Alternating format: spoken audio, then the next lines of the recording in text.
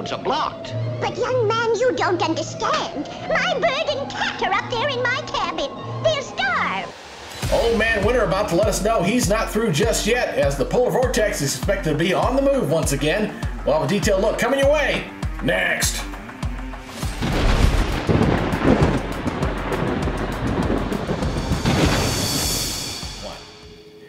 Hello everybody and welcome back to the Weather Nerds YouTube channel. I'm meteorologist Greg Majewski, back in the saddle again, making a difference, one subscriber at a time. And you know, we've been talking about this big storm system out on the West Coast. I'm sure you've seen a lot of it out on social media that's brought the flooding rains across California, now kind of moving into the southwestern portion of the United States.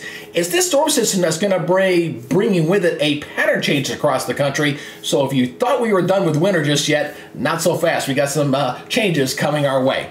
Let's go ahead and talk about what you need to know for this edition. All right, the first thing we're going to look at is the climate outlook. We're going to be looking at how things are progressively changing over the next 2 weeks. We'll also take a look at the North Atlantic Oscillation, which is definitely changing from the positive configuration into a little more negative configuration. We're also going to be looking at the American GFS model, and we'll do a comparison with the European model. We'll do a 10-day comparison there. And we'll also take a look at the temperatures so you can see where the colder weather will be moving in. Now, we're not talking about anything like we saw back in January, but we are going to be seeing colder temperatures across parts of the United States. All right, hey, a lot to dive into. And hey, if you're new to the channel and you have not subscribed, please consider it. Just hit that subscribe button, hit that notification bell so you're alerted on future content. And give me a thumbs up, leave a comment down below. I'm always welcoming feedback as I try to improve this channel for you guys. All right, let's go ahead and take a look first at that latest climate outlook. So we're going to begin our look here at the 6 to 10 day outlook. This is going to be looking ahead toward February 11th through the 15th, and definitely a tale of two seasons here on the climate outlook as far as the temperatures are concerned. So let's go ahead and zoom in a little bit closer, and you can see, especially across the northern third of the United States, you're looking at above normal temperatures here, while we're looking at below normal temperatures here across areas of the Southwest. And what we're going to see as we progress, this is going to be moving off toward the east here, and the cooler temperatures are going to arrive across big areas of the east. So let's take a look at the 8 to 14 day outlook for comparison, and you can see a big cool down, especially across the eastern third of the United States. We're seeing cooler temperatures across New England, coming into across the south, especially with below normal temperatures expected here. Maybe still slightly above normal here across the areas of the Great Lakes, but close to seasonable, as a big chunk of the country will be looking at below normal temperatures. Now, as that colder temperatures arrive, we're going to be cutting off the moisture flow. We've been pretty active with the subtropical jet stream and kind of keeping us on the wet side here. That's going to be kind of trending drier as well. So once again, looking at the 6 to 10 day outlook, you're seeing fairly near normal precipitation for just about 2/3 of the country. So we're looking pretty good, although drier conditions are expected out here in the west, and they deserve it, especially after the very wet weather that they've been dealing with here over the last 5 days or so. So it looks like they'll be drying out, at least initially, but it's not going to stay that way as we transition from days 8 through 14.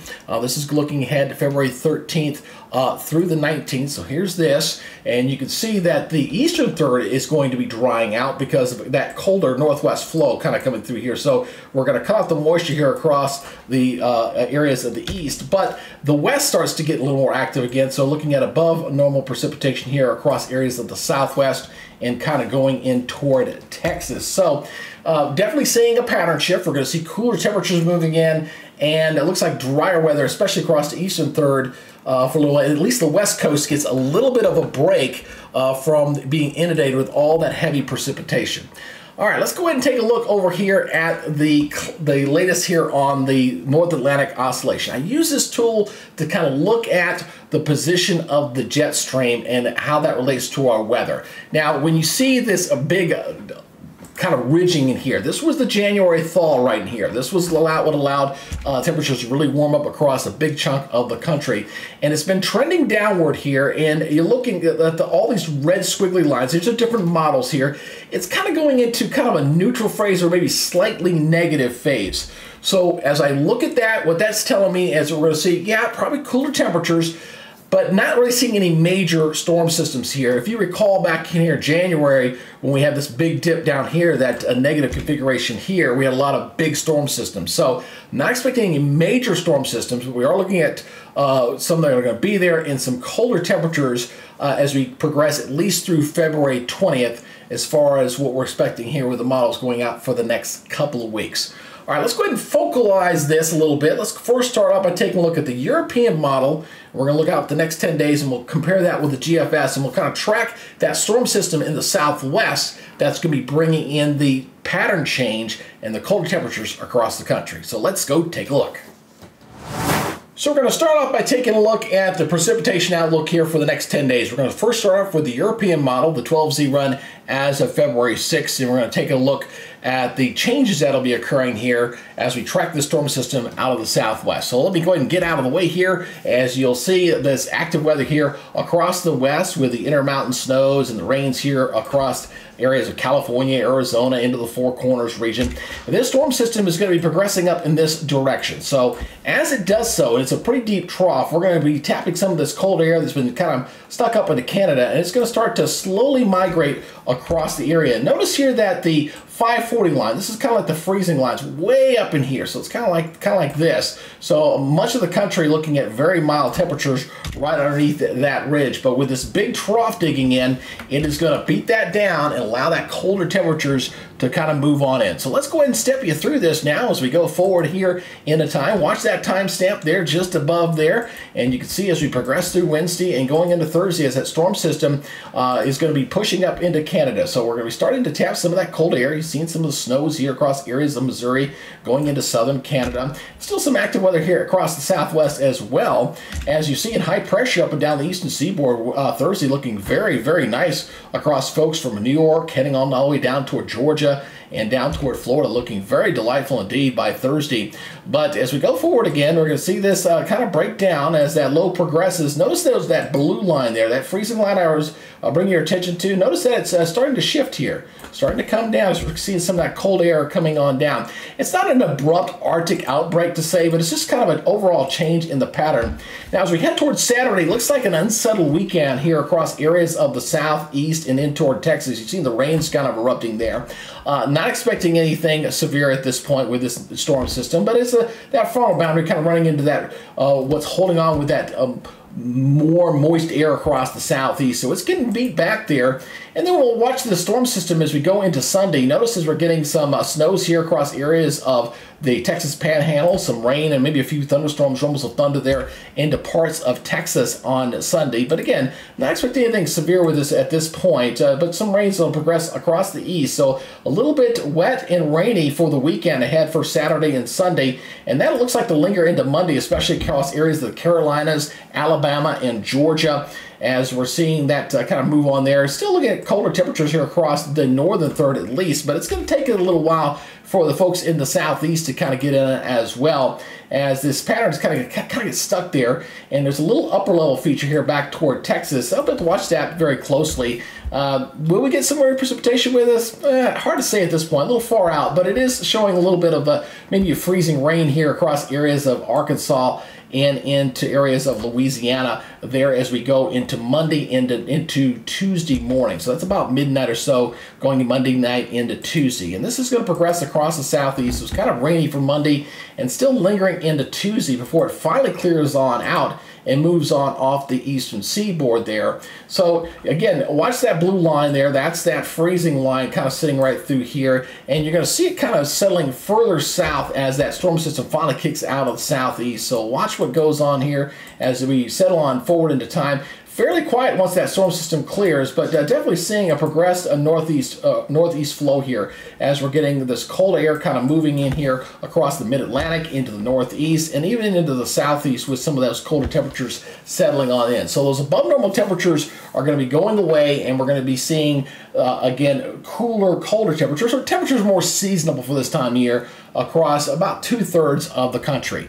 Now let's go ahead and switch. We're going to go ahead and switch over to the American GFS model. That was the European model. Let's do a comparison here with the American GFS model. So once again, we're tracking this storm system here across the southwest as it pulls up into the plains. That's what we're going to watch here closely as we go through time. And it looks like they're in fairly decent agreement here as we go forward here, as we're seeing some snows across the Intermountain region and getting into Canada. There's that low pressure system sitting right there across the areas of the Dakotas.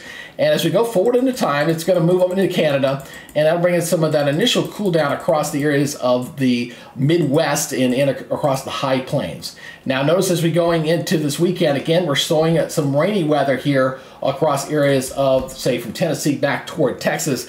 Does not appear to be as robust on the GFS model as compared to the European model, but we're still looking at the rains there across areas of Texas, like from Houston, stretching back over toward Shreveport, Jackson, Mississippi, getting over toward Birmingham, a little wet weather there. As we're waiting for a little piece of energy here, kind of kick out here out of the Rockies to kind of kick this storm system on out.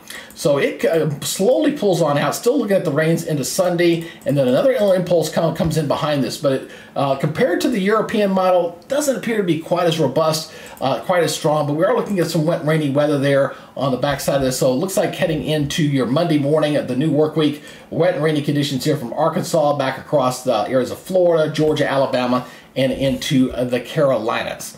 Now, as this goes forward, again, that low is going to kind of pull on out. Now, not seeing any winter precipitation with this. Very close to that cold air, but you're definitely seeing the cold air across here. Again, colder heights in here with the colder temperatures across the northern tier. And as that storm system kicks on by, slowly as we go through time, it is going to make for the cold air to kind of settle on in. And seeing little indications of a little cold core here across the Great Lakes here. So a little bit colder on the American GFS model looking out here as we're going into Wednesday of next week. And it settles into the southeast. You notice that 540 line sitting way down here toward the south. So, and a little clipper system here. This is a little clipper system. It's going to be diving in some colder temperatures across the eastern third as we go forward. And you see it kind of settling onto the south. Not tapping any Gulf of Mexico moisture with this. It's kind of reinforcing the cold air in place as we go into the end of next week. And we'll wrap this up as we get into day 10 here. So you're definitely seeing colder temperatures across New England, across the high plains in here. This is where the colder temperatures will be. We do get a little bit of a break across areas of the southwest, at least briefly, before we see wet and rainy weather return back in as we head toward the west coast, say beyond the 10-day outlook. All right, let's go ahead and take a next look at the temperatures for comparison. So this map really shows the changes that are coming our way. You look over here, you see all those oranges and yellows out there, very indicative of some very mild temperatures. I mean, when you see temperatures up here getting into the 50s across areas of South Dakota, Nebraska, and Iowa in early February or so, that's a little unusual to say the least, and you're seeing a lot of 60s down here across areas of Texas and the deep south. So pretty mild, really no real cold air across the country as we begin the European model, but that's going to change as we go forward. Again, colder temperatures, nothing like we saw before, but it does line up with what the Climate Prediction Center was showing with the briefly warmer weather and then colder weather that'll move in across the east. So again, get out of the way here. We're going to step you through this model run here as we go into the future. Let's take a look at things as they progress as we go into this upcoming weekend.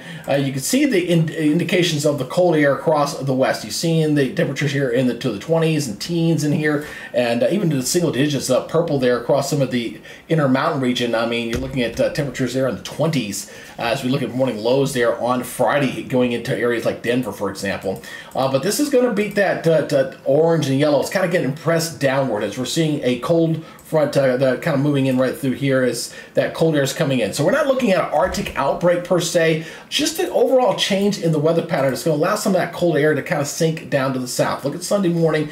You're seeing the freezing line, freezing temperatures taking up a bigger chunk of the country as we go into this upcoming weekend. Still fairly mild here across the southeast. I mean, you're looking at low temperatures there only in the 50s and 60s, so very mild for the upcoming weekend for the southeast. But again, this is going to change as we go into next week. You're seeing more and more of the country seeing freezing temperatures, and it'll stay on the mild side for the southeast, especially until that storm system kind of kicks on out. You got a couple of impulses, as we showed there, on both the European and the GFS. It's got to kick it out of the way before the colder temperatures even arrive down toward the southeast as we get beyond 7 days into next week.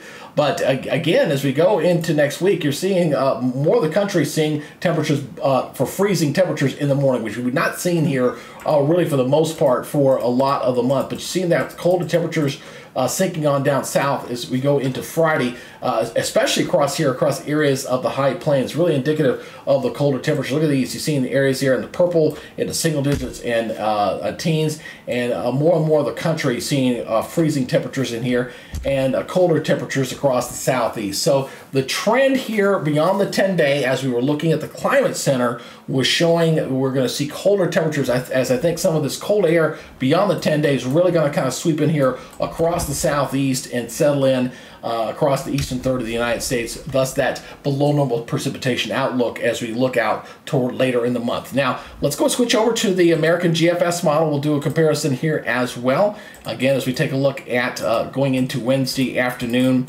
as you can see here, again, a lot of the country looking very warm. I mean, very mild temperatures across a big chunk of the country. We don't really have any real cold air in the country, at least the polar air mass. That is going to slowly erode and finally change thanks to that storm system that's going to kick up and allow to pull some of that cold air down out of Canada. So let's go ahead and progress forward once again through time, still holding on to that mild air across a big chunk of the country into the weekend as looking at wet and rainy, but you're definitely seeing some changes. Backing that a little bit here, and then going forward, you can see that, again, that freezing temperature is kind of moving in here with that colder air coming in across the high plains and coming down toward Nebraska and Iowa, but we're not getting an Arctic outbreak. It's a polar air mass. It means we're going to see things kind of beat back here over time. Notice as we go into Tuesday morning, you're seeing some freezing temperatures getting here across areas from the northeast down into Kentucky and Tennessee there, and definitely colder here across the Intermountain and the high plains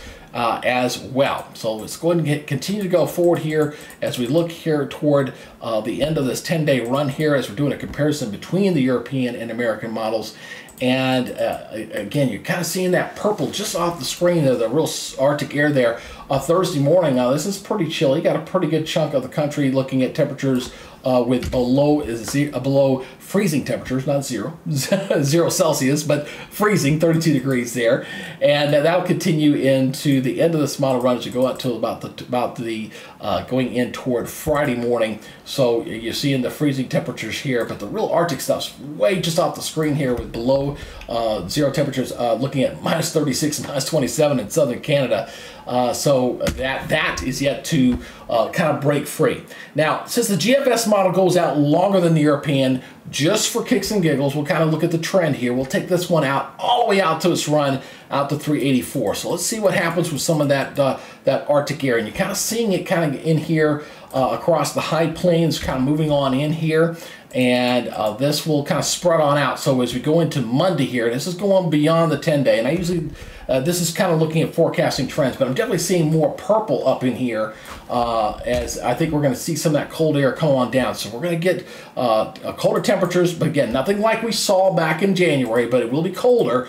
And that looks like that is going to kind of settle in across the eastern third of the United States at the end of its run. So again, you're looking at colder temperatures. Not for you snow lovers out there, just not seeing a lot of snow out there to talk of as far as storm systems, but with the colder temperatures, we'll see how the trend works and see if we get any other weaker storm systems that may not be showing on the model currently that may bring additional chances of snow. Of course, we're going deeper into winter now, and the chances for getting snow start to diminish and start to shift further and further north. So you folks in the south who are wanting to get some snow this year, not looking all that promising so far, but we'll see how things work out as we go deeper through the month of February.